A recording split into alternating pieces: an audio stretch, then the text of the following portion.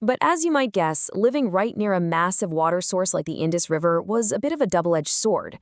To protect this incredible, delicate urban infrastructure, they had to actively manage their environment. As Professor Matthew Fitzsimmons notes, they built huge, fortifying walls surrounding their cities. Now, to the untrained eye, these look like military defenses, but historians actually believe they primarily served as massive flood defenses. They were literally shielding their precise grid streets and delicate drainage systems from the unpredictable, seasonal swelling of the river. And nothing brilliantly illustrates their utter mastery over water quite like the Great Bath at Mohenjo-Daro. It is an enormous public facility, complete with stairs leading right down to the bottom, all surrounded by changing rooms. Because we don't find massive temples in these cities, scholars believe this spectacular structure was likely the focal point of the city. It was probably used for religious or ceremonial purification rituals. It really shows us that water wasn't just a utility for them. It held profound cultural and maybe even spiritual significance. Now, you might be wondering, if you're building a massive swimming pool out of bricks in the Bronze Age, how do you keep the water from just seeping right back into the ground?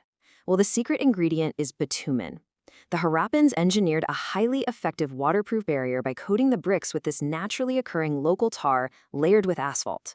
They even incorporated a complex drainage system underneath to flush out the old, dirty water and let fresh water flow in. It's just an absolute marvel of ancient hydraulic engineering. Let's step back for a second and look at the bigger picture.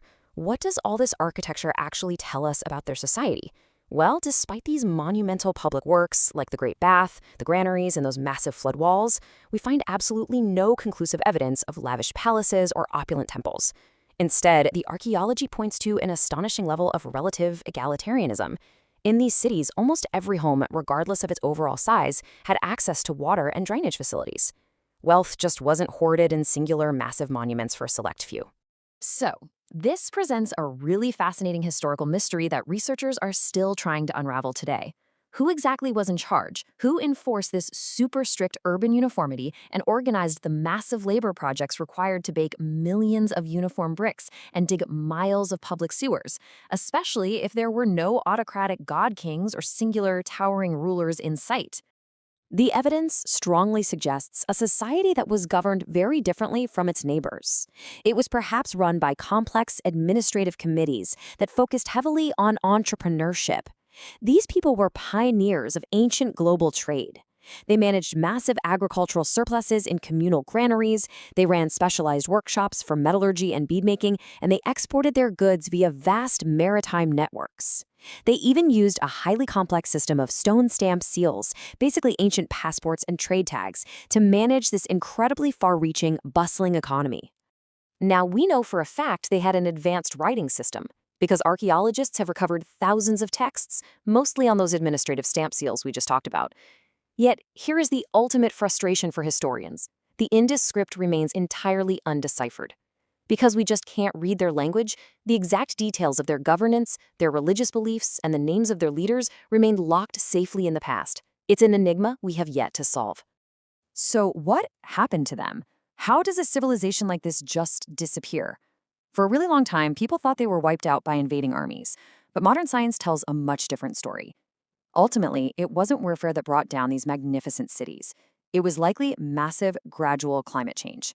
Over centuries, the monsoon rainfalls began to taper off, the region slowly dried out, and crucial river courses shifted. This literally choked off the water supply that their entire urban infrastructure depended on, forcing the population to pack up, abandon the cities, and migrate eastward. As we reflect on their incredible legacy, a legacy of standardized architecture, sophisticated urban sanitation, and public infrastructure that so closely mirrors our own lives today, we're really left to wonder.